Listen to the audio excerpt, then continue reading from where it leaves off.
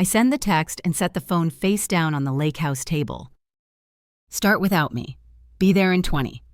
3 bride emojis, a champagne glass, exactly the kind of message they expect from the reliable daughter who always arrives last and pays first. Across town, 200 people are filing under chandeliers. At Rosewood Manor, my parents are telling the venue I'm on my way with the card. Violet is rehearsing her entrance for my wedding day, paired with her 5-year anniversary, of course. The perfect combined celebration, the perfect trap. Robert leans against the doorframe, coffee in hand, watching me breathe like a free diver about to go under. You okay? I'm done being the family wallet. My voice surprises me. Steady, flat, steel. The plan clicks through my head in clean, numbered steps. I see the spreadsheet in Violet's purple font, Naomi's responsibility, and the second dress she bought with my card after spilling wine on my A-line. I hear my mother's laugh through the cracked dining room door, the way she once said, "If you really loved your sister," and how my education fund vanished into centerpieces and a Vera Wang swirl. Today, the bill goes back where it belongs. I lift the bridal robe Jessica borrowed from her cousin's salon and snap a photo against a nothing background. No location to triangulate, no hint of birch trees or the quiet lake where 20 people who actually love us are stringing lights. Bait delivered, I say. Robert raises his mug. To freedom.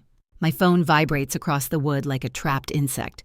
Mom, people are arriving. Your father is greeting the Hendersons. Dad, Minister has another commitment at 3. Violet, be here by 11:30. Wear the pearls I picked. I think of 5 years ago in my father's study, family comes first, Naomi, and how being first meant being emptied. I think of last night's call from Jessica. The chapel is ours. The lake house is ready. Deposits are clean and documented. I think of the contract at Rosewood that bears their signatures, not mine. Hair done. Makeup next, I type, and add a heart because that's what they've trained me to be, agreeable decoration.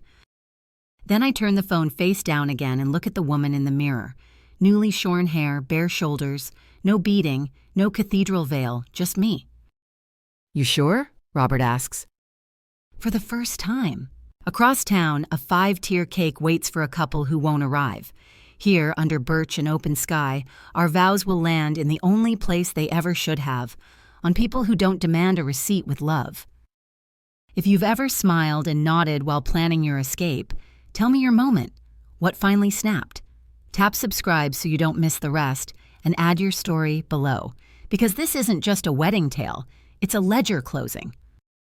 I pick up my bouquet and turn my phone off. For a moment, silence floods the room. No buzzing, no guilt-dripping messages, no directives from the self-appointed committee of my life. Just silence. It should feel peaceful, but instead the stillness opens a door in my mind, and all the old memories walk in. I'm back in the hallway 5 months earlier, pressing against the wallpaper to keep from sliding down. My wedding magazine is crumpling in my hand, pages warped under the pressure of my grip. Through the cracked dining room door, I hear my mother's voice. Your anniversary deserves as much attention as her wedding. My father's laugh. Violet's sharp tone. That's what little sisters are for. The magazine slipped from my hand, landing like a ghost on the carpet. I didn't move to pick it up then, and I don't now. That was the moment 5 years of therapy dissolved. That was the moment I was 10 years old again, watching Violet unwrap my birthday presents while everyone applauded her generosity for sharing. I see the old scene like a film reel, her manicured fingers ripping into paper meant for me, the clapping, the smile fixed on my mother's face, the silence from my father, the lesson planted so early. Naomi is the responsible one, the dependable one, the one who doesn't make a fuss. I taste the bile of that day as I remember slipping out to my car. I couldn't start the engine, couldn't move at all. I called Robert instead. His voice had been steady. Mine tried to be. They're trying to do it again, Rob. But this time, I won't let them. 5 years earlier, I had let them. Dad calling me into his study, heavy hand on my shoulder. Family comes first. Mom in the doorway, arms crossed. If you really loved your sister, and I did love her, or maybe I loved the idea of harmony more. I handed over my savings, $15,000, my education fund, my exit ramp to a different future. Gone. "It's just a semester," Mom had promised when I dropped out. "You can always go back." But semesters stack like bricks. By the third one, the wall was too high. I was working double shifts, serving cocktails to kids who'd never had to give up anything. Meanwhile, Violet twirled across the reception floor in a dress that cost more than my car. The band struck up Sisters, and the irony made my stomach ache. That night, I swore, never again. But never again collapses fast when you're ambushed at dinner. The table set with good china. Violet breezing in late with her husband, already clutching a color-coded binder. Mom smiling with that rehearsed shine. We thought we could combine Naomi's wedding with Violet's anniversary. I remember the feel of Robert's hand finding mine under the table, his squeeze the only real anchor in the room. All eyes turned to me, waiting for the yes that had been trained into my bones. "Let me think about it," I had said. The silence afterward was louder than any outburst. My mother's smile cracked. My father blinked like a malfunctioning machine. Violet's lips parted, but no sound came out. Then Dad recovered. "Always practical. That's why we know you'll handle the finances." Violet's eyes welled on cue. "I thought you'd be excited." Mom gave me the look, that one look before passing the potatoes. "Naomi will come around. She always does." So I smiled, I nodded, I played my part. But inside, the plan had begun to form. The plan gathered fuel days later in the glow of the family computer. I shouldn't have been there, I knew it. But Robert's words had rung in my ears. "Trust your instincts, Naomi." And my instincts were screaming. The subject line hit me like a fist. Vendor payments, Naomi. I clicked. My mother's words spilled across the screen. "Don't worry about deposits. James and I have assured everyone Naomi will cover all expenses once contracts are finalized." My heart hammered. Email after email, venues, catering, DJs, all bookmarked with notes about how the bride would be handling payment. Me again. Then the cruelest detail of all, a shopping cart confirmation, a wedding dress, not mine, a second dress, charged to my credit card. I remember my hands trembling on the mouse. I texted Robert our emergency code. "I need your bathroom." "They've been planning this for months," I whispered when he picked up. His voice, usually calm, turned sharp. "That's credit card fraud." And there was more. Deposits I hadn't recognized were actually withdrawals disguised as credits. My family had even called his parents, lying that I wanted a simple wedding without their help. They'd rerouted every channel of support away from me. When I found the spreadsheet labeled WWP Budget Final, my stomach dropped. Color-coded tabs, venue $22,000, catering $15,000, entertainment $8,000, flowers $7,000, photography $6,000, dresses $5,000, final sum $63,000. At the bottom, in Violet's purple font, Naomi's responsibility. The walls of my father's study seemed to tilt. On his desk sat a framed photo of the four of us at Violet's wedding. I was smiling in that picture, but now it looked like a mask. The caption might as well have read, "Naomi, the sponsor." Even outside the house, the pressure never stopped. Violet on the phone, her voice sticky sweet. "Remember how I got you that marketing job? Family connections are everything." Dad hinting about a down payment help, if the wedding goes smoothly. Mom sighing about Grandma's heart issues. Stress can be dangerous, sweetheart. Threats disguised as care. Leverage dressed in affection. At the boutique, they escalated. Violet's arm jerking, the champagne arcing like a scarlet comet across my ivory dress. "Oh no!" Her faux gasp still stings in my ears. My mother's pat on my arm. "Don't worry, dear. This was meant to be." I stood frozen, fists curled, while the boutique owner dabbed helplessly at spreading red. That was my wedding dress, ruined. By then, I had already started my counterattack, canceling fraudulent orders, resetting passwords, pretending to play along while their words cut at me daily. "You've gained weight anyway," Violet had sneered. "That dress would have looked better on me." I cried in the bathroom that night, silent sobs shaking my shoulders, my reflection a stranger. But when the tears dried, I saw someone else staring back, someone with steel in her spine. "This is war," I whispered. "Boundaries, not bridges." Now, bouquet in hand at the lake house, I breathe in the scent of wildflowers. My real wedding is hours away, but the echo of every betrayal still thunders in my chest. The hallway, the study, the boutique, each scene carved into me like notches on a blade. The blade is ready. I think of Jessica, Emily, even Mrs. Sullivan, all telling me the same truth. This isn't normal family behavior. It's financial abuse. It's gaslighting. And it stops when I say it stops. I close my eyes, gripping the stems until my palms ache. My family believes I'll arrive at Rosewood any minute, pen in hand, checkbook ready. They believe the script never changes. But today, I'm not the script. I'm the rewrite. And when the lights go up in that chandeliered ballroom, they'll discover the main character never shows. Across town, the chandeliers blaze. 200 guests wait. My parents wait. Violet waits. Pens poised above a $63,000 contract. And I've just turned my phone off. Pens poised above a $63,000 contract, and I've just turned my phone off. That silence is louder than their laughter used to be, louder than Violet's fake gasp at the boutique, louder than my mother's sighs designed to pin me in place. For the first time, I'm the one controlling the silence. But control takes work. It took weeks of it. I remember sitting in our apartment kitchen with Robert the night after I found the spreadsheet. The glow from my laptop painted our faces blue. I scrolled through the tabs again. Venue, catering, entertainment. Every dollar tagged as mine. My throat felt raw, my chest tight, but my fingers didn't tremble anymore. "This isn't just manipulation," Robert said, jaw clenched. "It's fraud, it's abuse."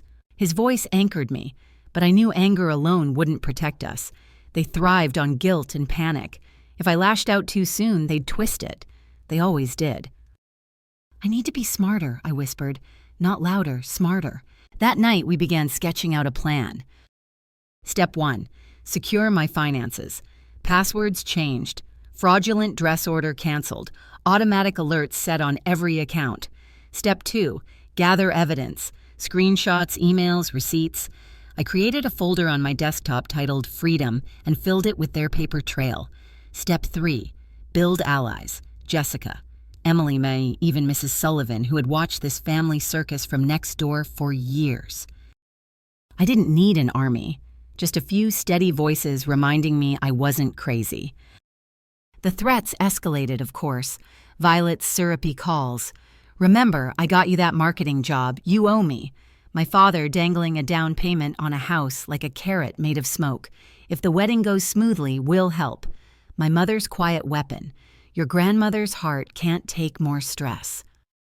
They layered pressure the way decorators layer frosting on a cake, until it smothered everything beneath.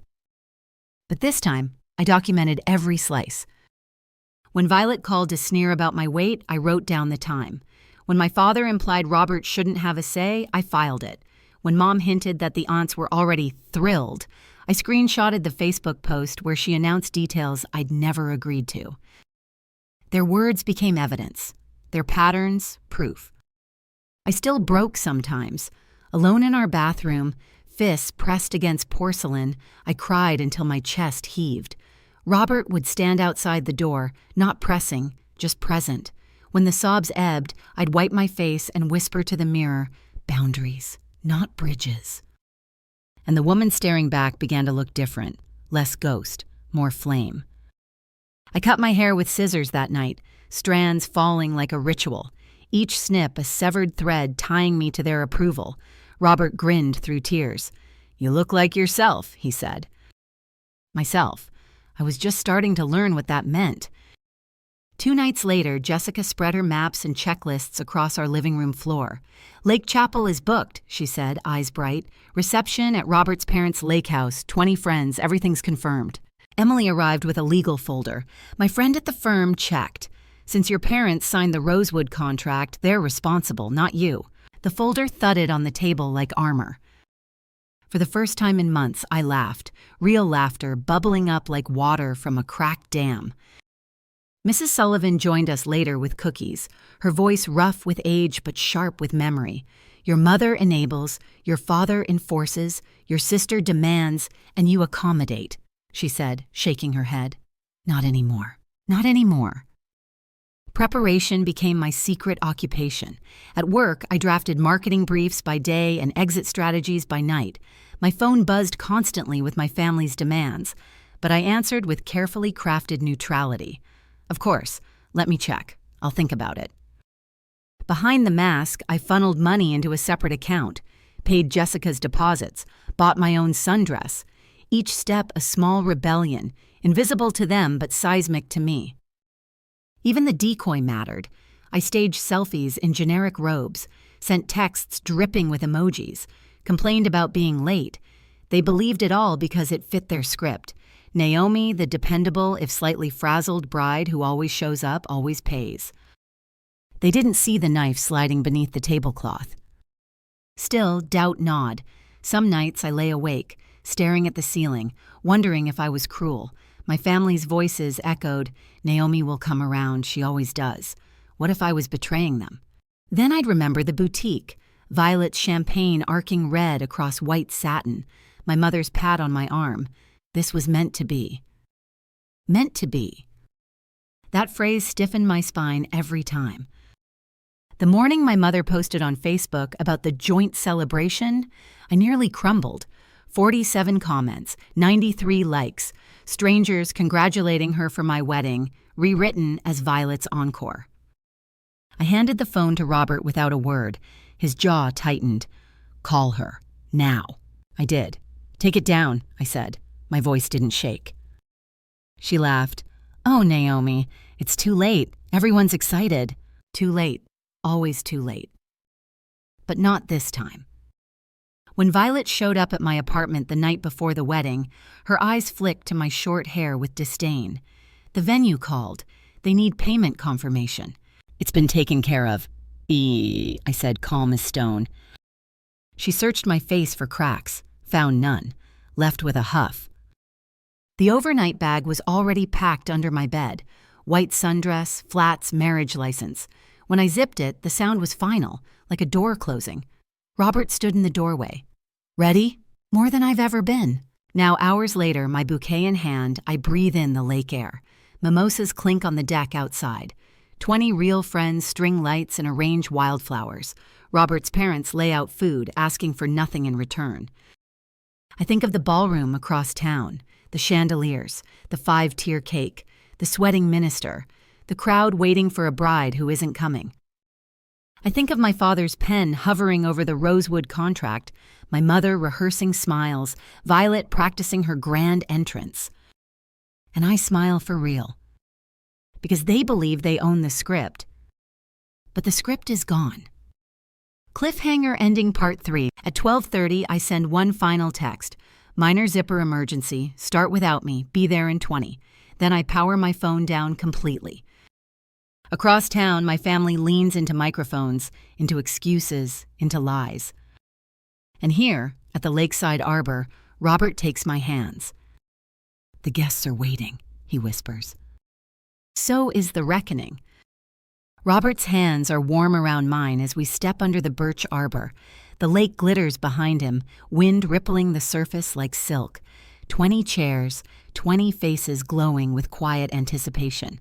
This is what I wanted. Small, honest, ours.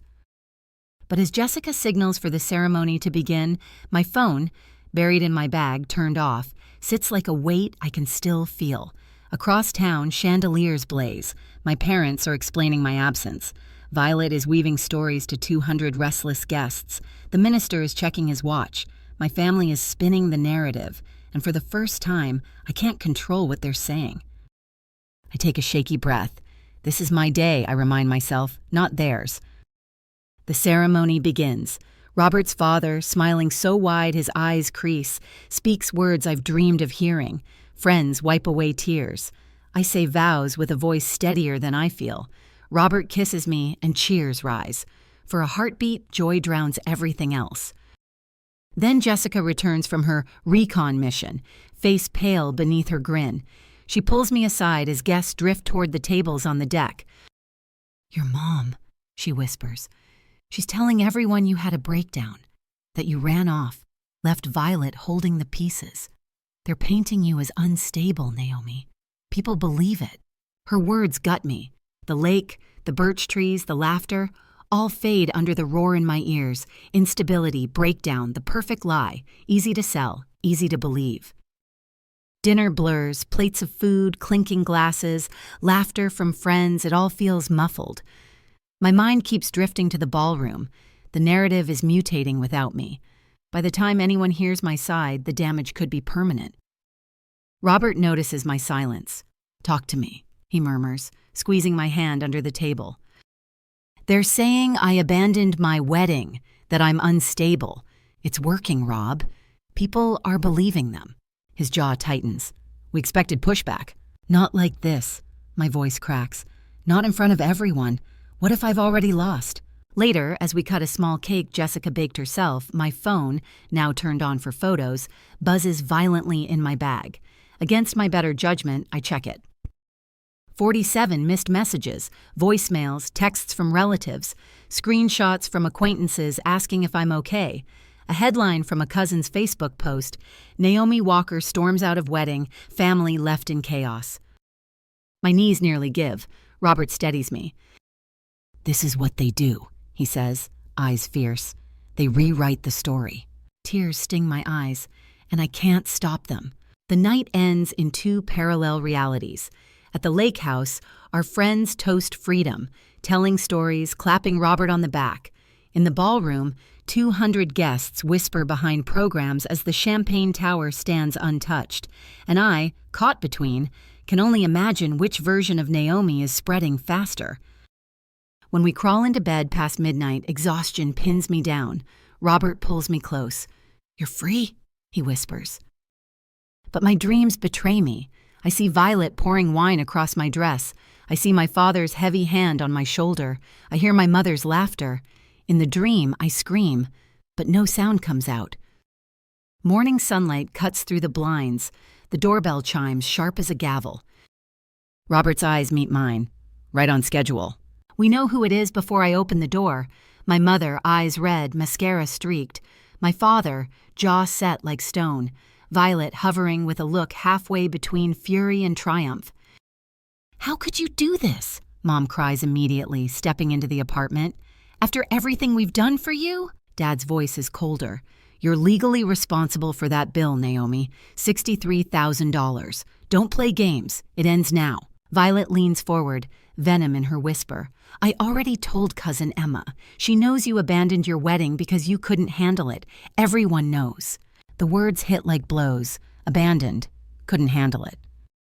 My chest tightens. For a second, I'm back at 10 years old. Forgotten while Violet opens my gifts. My voice dries up. Maybe they're right. Maybe I've ruined everything. Robert appears behind me, steady as a wall. "We expected this," he murmurs, where only I can hear. But doubt digs in deeper. I see the emails, the receipts, the fraudulent charges. But what do they matter if everyone already thinks I'm unstable? Reputation is currency in my family, and mine is bankrupt. Mom collapses onto the couch, sobbing theatrically. "Why would you do this to us? To your sister? To your own family?" Dad's voice sharpens. "Sign the papers, Naomi. Admit responsibility. We can make this go away quietly." Violet crosses her arms, smirking. "Naomi always pays. That's her role." My hands shake. For a breathless moment, I almost cave. I almost nod, just to make the pressure stop. But then I see the leather portfolio on the table. Inside, recordings, bank statements, screenshots, proof, evidence, my lifeline. Robert rests his hand lightly on my back. No push, just presence. His eyes tell me what my voice forgets. You don't owe them anything. I look at the three of them. Mother collapsed, father looming, sister smirking, and for the first time I feel the edge of a different power. Not loud, not theatrical. Silent, documented, waiting. I walk to the dining table, hands no longer shaking, and place the leather portfolio on the wood with a soft thud. "You wanted the truth?" My voice is hoarse but steady. "Then you'll have it. Their faces flicker, confusion, then fear. Because the story they spun in that ballroom is about to collapse under the weight of evidence. The leather portfolio lands with a quiet thud, but in the silence of our apartment, it sounds like a gavel. My parents freeze. Violet tilts her chin higher, pretending she's not rattled. I slide the zipper open. "You wanted the truth," I say, voice steadier than I thought possible. "Here it is." The first file is a printed transcript. I press play on my phone. Violet's voice fills the room. "She'll pay for everything, just like she did for my wedding. That's what little sisters are for." Then my parents' laughter, undeniable. Dad's face drains of color. "Recording conversations is perfectly legal in this state with one-party consent." Robert cuts in, his law degree finally at use. His tone slices sharper than mine ever could. Mom grips the couch armrest, mascara smudging further. "Naomi, this isn't... It's your voices," I snap. "Don't bother denying it." Next, I lay out screenshots. Unauthorized credit card charges. The second dress ordered days after Violet accidentally spilled wine on mine. Dates, times, confirmation numbers. "That's fraud," Robert says flatly. "We've already spoken to counsel." Violet's smirk falters. "You're so dramatic about money." "Money?" My voice rises. "That was my card, my identity, my wedding." I slap down the next page. The spreadsheet in Violet's purple font. Naomi's responsibility. Her face hardens. "You always pay. That's what you do. That's who you are." Not anymore. Dad steps forward, voice booming. "Be reasonable. We can't cover $57,000. I place the final document on the table. A lawyer's letter. Liability spelled out in black and white. The venue contract signed by James and Eleanor Walker. My parents. Their legal responsibility. "You signed it," I say quietly. "Not me. Not Robert. You." The paper sits between us like a loaded weapon.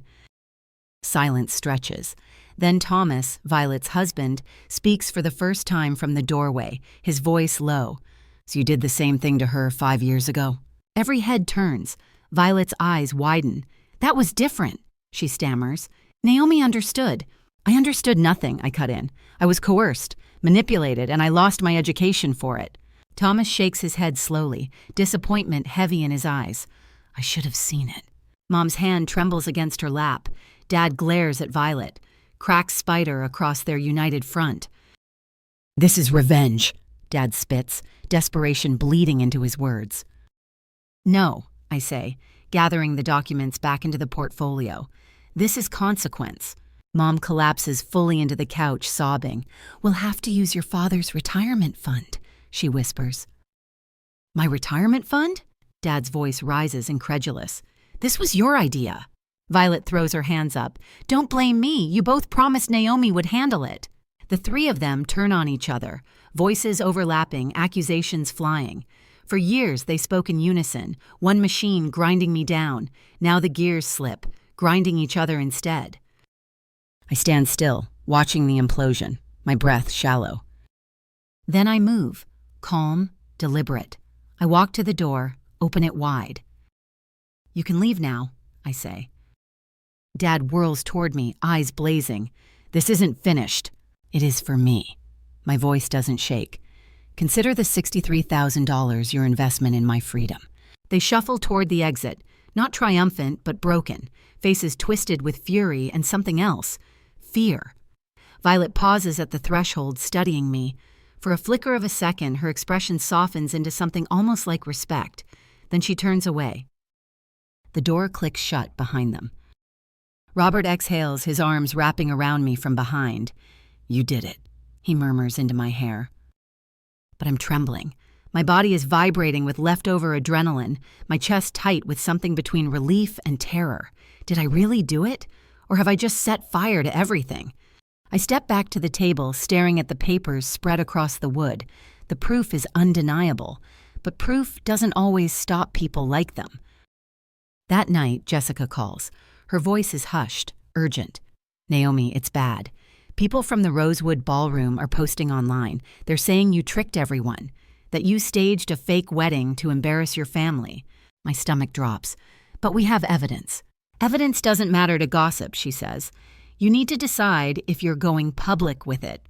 Robert listens, jaw clenched. We'll decide tomorrow. Tomorrow. The word feels heavy. Tomorrow could mean vindication or another storm. I curl into Robert's side as the city hums outside. My body finally relaxes enough for sleep, but even in dreams, I hear my father's voice. Sign the papers, Naomi. I wake in the middle of the night, drenched in sweat, and pad to the kitchen. The portfolio sits on the counter where I left it, quiet, waiting. I run my fingers over the leather. Every document inside is a weapon, but weapons are dangerous even in the right hands. If I use them, I'll burn the bridge completely. If I don't, I risk being erased again. My reflection in the dark window offers no answers, just tired eyes and the faint outline of someone who no longer bows. At dawn, my phone buzzes. A new message. This one not from family, but from a local reporter. Naomi, is it true you abandoned your own wedding and left your parents with a $63,000 bill? My finger hovers over the screen. The whole world is listening now. And my next move will decide everything. The screen glows in my hand. Naomi, is it true you abandoned your own wedding and left your parents with a $63,000 bill? For a moment, my chest tightens. It's one thing to stand against my family in private. It's another to face the weight of gossip made public. I set the phone down, fingers trembling. Robert stirs beside me, eyes opening instantly at the sight of my face. What happened? I show him the message.